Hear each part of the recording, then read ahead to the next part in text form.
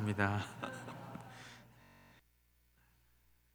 우리가 이 마지막 때를 살 때에 예수 그리스도께서 오신 이후로 우리는 마지막 때를 살고 있습니다. 마지막 때를 살 때에 아멘하고 경배하는 교회가 될 것인지, 아니면 그냥 굴러가는 대로 그냥 있는 그런 교회가 될 것인지에 따라서 이 마지막 때를 어떻게 헤쳐나갈 것인지가 달라지게 되어 있습니다. 우리가 이 마지막 때를 승리하냐 승리하지 못하느냐는 하나님 앞에 어떻게 예배하느냐에 따라 달라지게 되었다는 것입니다. 오늘 요한계시록에서 요한은 그것을 말해주고 있음을 보게 됩니다. 교회 공동체는 각 족속과 방언과 백성과 나라 가운데서 사람들을 어린 양 예수 그리스도의 피로 사서 하나님께 드린 바 되어 택함을 받은 하나님의 자녀들의 모임입니다. 이 모임에서 우리는 하나님께 드리는 예배를 통해 어린 양 예수 그리스도로 인해 구원하심에 감사드리고, 하나님 앞에서 나라와 제사장들을 삼으셔서 땅에서 왕노릇 할 수 있도록 삶에 주어지는 말씀을 통해 결단하고, 또 하나님의 사랑을 전하는 교회로서의 사명을 감당하도록 예수 그리스도께서 머리가 되셨습니다. 따라서 모든 교회는 하나님께 어떻게 예배를 드리는가에서부터 달라지게 되어 있습니다. 교회에 아무리 좋은 프로그램과 잘 짜여진 커리큘럼과 여러 가지 좋은 것들로 한 해를 계획하고 한 해를 꾸려 나간다 할지라도, 교회 여러 행사와 업무를 위해 회의와 회의를 거듭하고 아무리 우리의 머리를 쥐어짜도 교회와 교회를 구성하는 성도들이 예배의 중요성을 잊어버리고 잃어버린다면 교회는 아무런 소용이 없음을 우리는 알고 있을 것입니다. 한 해를 마무리하고 또 한 해를 준비하는 이 시점에서, 그리고 예수 그리스도께서 오심을 기념하여 지키는 성탄절을 준비하면서 우리는 그저 내년에는 어떻게 하지? 어떤 계획을 세울까? 어떻게 하면 의미 있는 성탄절을 준비할까? 어느 부서는 어떻게 하고 우리는 어떤 프로그램을 진행할까? 등등의 여러 가지 계획 이전에 우리는 2019년에 어떤 예배를 드려왔는지, 교회 전체뿐만 아니라 개인의 예배에 이르기까지 하나님께 드리는 예배는 어떠했는지 점검하고, 내년에는 어떤 마음으로 예배를 드릴 건지 결단하고 계획을 세우는 것이 교회로서의 모습이 아닌가 생각이 됩니다. 왜냐하면 우리의 모든 계획과 실천은 다 하나님께 있기 때문입니다. 아무리 계획을 잘 세워도 우리가 한 해를 예배에 충실하겠습니다 라는 마음이 없으면 그것은 교회가 아니라 하나님의 자녀의 모습이 아니라 그냥 교회라는 기업의 모습은 아닐지 생각해 볼 필요가 있습니다. 요한계시록 4장에 보면 요한은 하늘의 열린 문에 들어가 천국의 예배를 경험했습니다. 거기에는 보좌 주위에 있는 네 생물과 보좌를 둘러 24장로들이 보좌에 계신 하나님께 경배하는 장면이었습니다. 요한계시록 4장 8절부터 11절까지 말씀해 보면, 네 생물은 각각 6날개를 가졌고 그 안과 주위에는 눈들이 가득하더라. 그들이 밤낮 쉬지 않고 이르기를 거룩하다 거룩하다 거룩하다 주 하나님 곧 전능하신 이여, 전에도 계셨고 이제도 계시고 장차 오실 이시라 하고, 그 생물들이 보좌에 앉으사 세세토록 살아계시는 이에게 영광과 존귀와 감사를 돌릴 때에 24장로들이 보좌에 앉으신 이 앞에 엎드려 세세토록 살아계시는 이에게 경배하고 자기의 관을 보좌 앞에 드리며 이르되, 함께 읽겠습니다. 우리 주 하나님이여, 영광과 존귀와 권능을 받으시는 것이 합당하오니 주께서 만물을 지으신지라 만물이 주의 뜻대로 있었고 또 지으심을 받았나이다 하더라. 아멘. 요한이 천국의 예배를 경험했을 때 어떠한 마음이었을까요? 굉장히 감격이 있고 감동이 있고 그저 눈물이 나고 절로 엎드려 경배하게 되는 그런 예배가 아니었을까요? 그리고 보좌에 계신 하나님을 배웠다는 그 설레임과 말로 표현할 수 없는 기쁨과 즐거움 또한 요한에게 있지 않았을까요?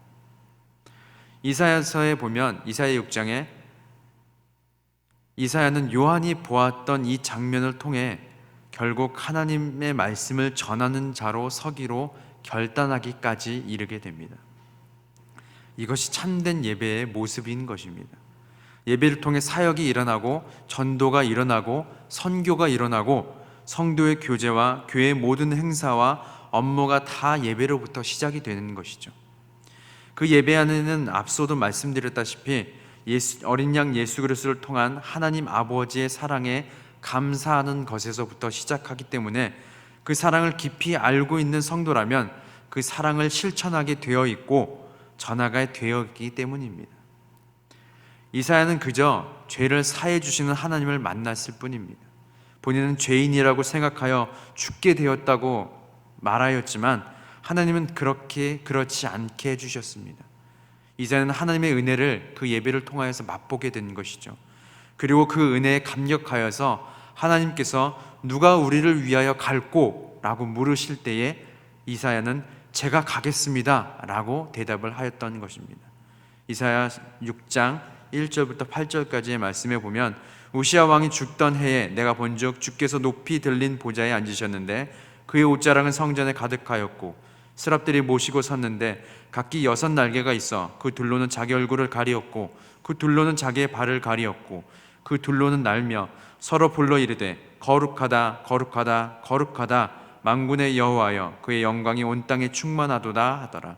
이같이 화답하는 자의 소리로 말미암아 문지방의 터가 요동하며 성전의 연기가 충만한지라. 그때에 내가 말하되 화로다 나로 망하게 되었도다. 나는 입술이 부정한 사람이요 나는 입술이 부정한 백성 중에 거주하면서 만군의 여호와이신 왕을 배웠음이로다 하였더라. 그때 그 수럽 중에 하나가 부젓가락으로 제단에서 집은 바 핀 숯을 손에 가지고 내게로 날아와서 그것을 내 입술에 대며 이르되 보라 이것이 내 입에 닿았으니 내 악이 제하여졌고 내 죄가 사여졌느니라 하더라. 함께 읽겠습니다. 내가 또 주의 목소리를 들으니 주께서 이르시되 내가 누구를 보내며 누가 우리를 위하여 갈꼬 하시니 그때 내가 이르되 내가 여기 있나이다 나를 보내소서 하였더니 아멘. 우리의 모든 사역과 우리의 모든 전도와 선교와 교회의 섬김은 다 예배로부터 시작이 된다는 것입니다. 우리가 예배를 어떻게 드리냐에 따라서 우리가 그 예배 가운데 어떤 감격과 감동과 어떤 결단이 있느냐에 따라서 우리가 하나님을 만나느냐 만나지 못하느냐에 따라서 우리의 모든 사역은 결정이 되어진다는 것입니다. 그리고 더 나아가 우리의 모든 삶들도 그렇게 결정이 되어진다는 것이죠. 우리 개인의 모든 삶 가운데 하나님 앞에 어떻게 예배를 드리냐에 따라서 우리가 믿음을 지킬 수 있는가 없는가가 달려있다는 것입니다. 오늘 본문에서 요한은 보좌에 앉으신 하나님께서 7인으로 봉하여진 두루마리를 들고 계신 것을 보았습니다. 당시 고대에는 중요한 계약서와 유언장에 7인으로 봉하였습니다. 그리고 그 두루마리는 앞뒤로 기록한 두루마리 형식입니다. 7인을 봉했다는 것은 7 증인을 세웠다는 것으로 반드시 실현된다는 뜻입니다. 하나님께서 이 땅 가운데 반드시 실현되어야 할 것들을 두루마리에 적으시고 7인으로 봉하셨다는 것입니다.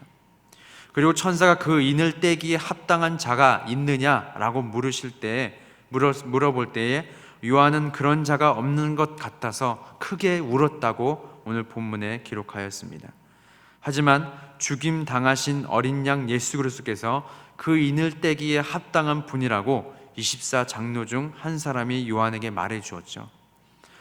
유언장은 작성한 사람이 죽어야 유언이 실현되고 완성이 됩니다. 앞서서 말씀드렸다시피 고대 두루마리는 중요한 계약이나 유언장 같은 데 사용되었습니다. 마찬가지로 오늘 본문에서 오직 죽임을 당하신 어린 양이 그 인을 떼실 수 있는 분이라는 것은 예수님의 십자가의 죽으심으로 책의 내용이 실행되고 완성된다는 의미를 내포하고 있다는 것입니다. 하나님께서 들고 계시던 아무도 뗄 수 없는 인을 떼는 어린 양은 어떤 분이실까요?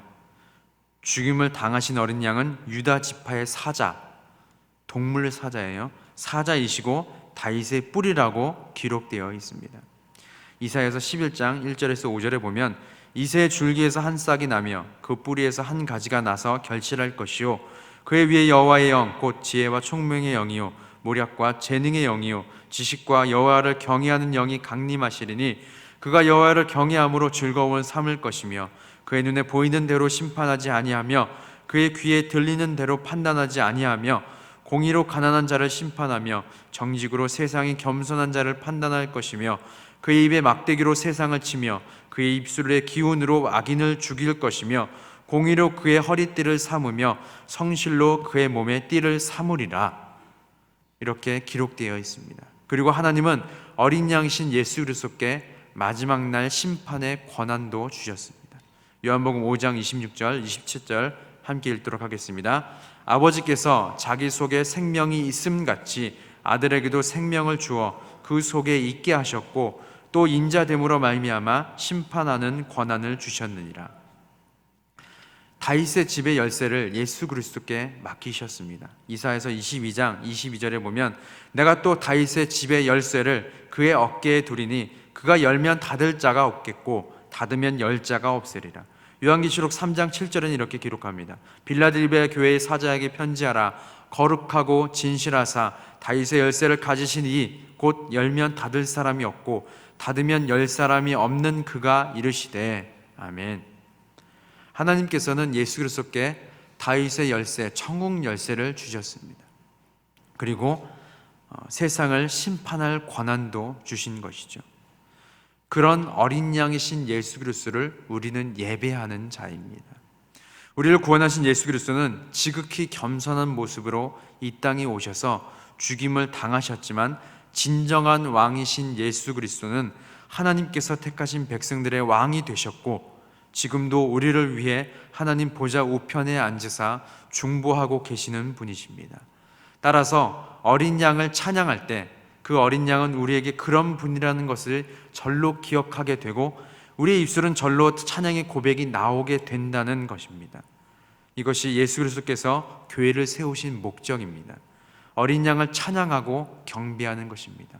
그것을 통하여서 이 마지막 때를 이겨나갈 수 있다는 것입니다.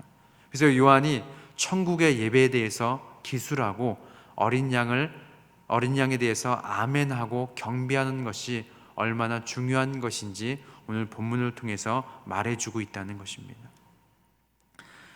2005년에 나니아 연대기라는 영화가 개봉되었습니다.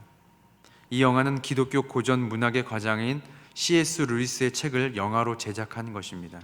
C.S. 루이스는 이 책을 통해 좀 더 쉽게 기독교에 대해 이해하고자 하였던 지필 의도가 있었습니다. 그리고 이 영화에서도 그런 루이스의 생각이 고스란히 담겨 있는 것을 보게 됩니다. 제가 그 이야기를 줄거리를 그 주보에 적어놨으니 한번 읽어보시기 바랍니다. 나니아 연대기 첫 시리즈는 사자, 마녀 그리고 옷장입니다.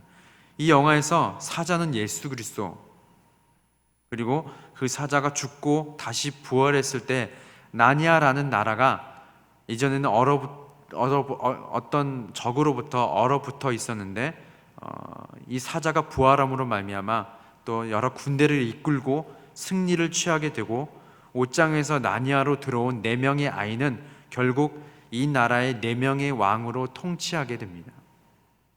요한계시록 5장 9절에서 10절의 말씀이 고스란히 담겨져 있는 것 같습니다. 우리 함께 읽어볼까요? 요한계시록 5장 9절에서 10절 시작. 그들이 새 노래를 불러 이르되 두루마리를 가지시고 그 인봉을 떼기에 합당하시도다.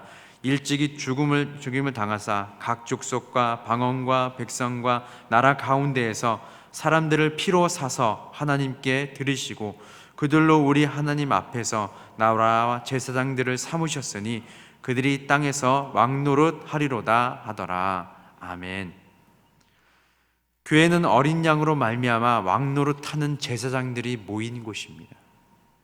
그래서 하나님께 어린 양이신 예수 그리스도 앞에 예배함으로 말미암아 우리에게 처해진 마지막 때를 날마다 승리하는 삶으로 살아갈 수가 있는 것입니다.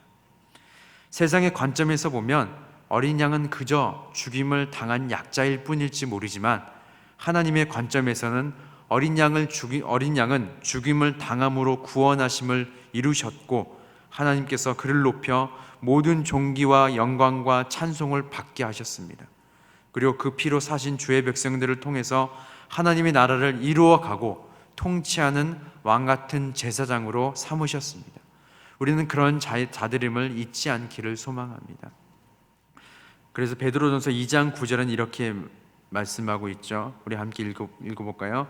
그러나 너희는 택하신 족속이요 왕같은 제사장들이요 거룩한 나라요 그의 소유가 된 백성이니 이는 너희를 어두운 데서 불러내어 그의 기이한 빛에 들어가게 하신 이의 아름다운 덕을 선포하게 하려 하심이라. 아멘.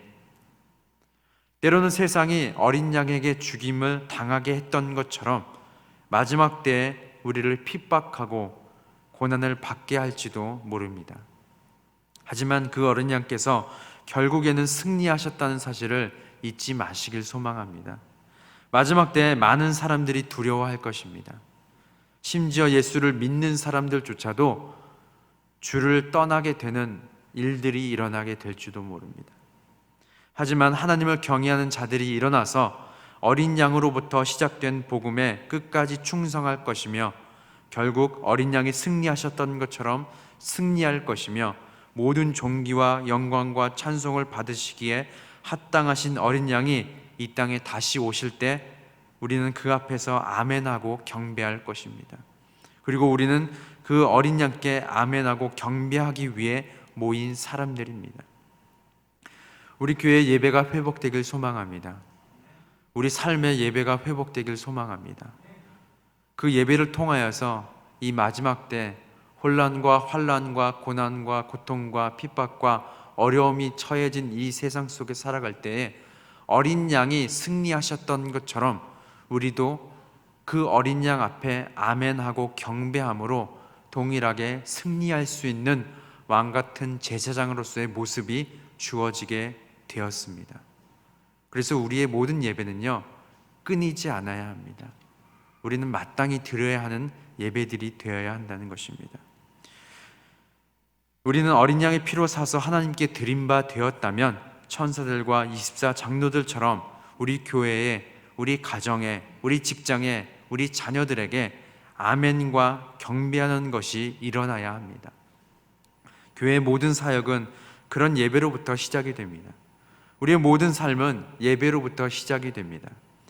전도도 선교도 그 속에 그 사람에게 그 땅에 예배가 없기 때문에 하는 것입니다. 예배하는 자는 결국 승리할 것입니다. 예배를 통해 그 믿음을 지켜나갈 수 있습니다. 예배를 통해 하나님을 만나 죽음도 두려워하지 않는 믿음의 사람이 일어났던 것처럼 이 마지막 때를 살아가는데 우리는 더 예배에 매달려야 합니다. 우리 모든 삶에 예배하는 아멘과 경배하는 우리 가자제일 교회, 우리 모든 성도가 되시기를 예수님의 이름으로 소망합니다. 기도하겠습니다.